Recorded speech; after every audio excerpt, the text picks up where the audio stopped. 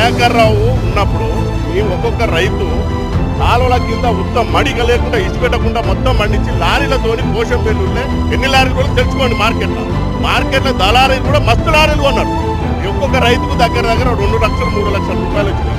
ఇప్పుడు 150 200 బస్సాలు తక్కువ ఏ రైతు కాలే పోషం పెళ్లి కాడ అట్లా పండించిన వాళ్ళు ఇప్పుడు నాయడం అయిపోయింది. బాధ చెప్తే మేము పెట్టకపోయేటోళ్ళం ఎస్ఎస్సీని పట్టించుకోండి నీళ్ళు ఇప్పించాలని. మీకు ఏ విధంగా ఉంటే తినడానికి బియ్యం రావు, అతను అందరూ కొట్టుకో బాగా పడవలసిందే, దేశాలు పోవాల్సిందే, మళ్ళీ వలస పక్షులు కావాల్సిందే. అమెరికా పోగానే సరిపోలేదు మేడం.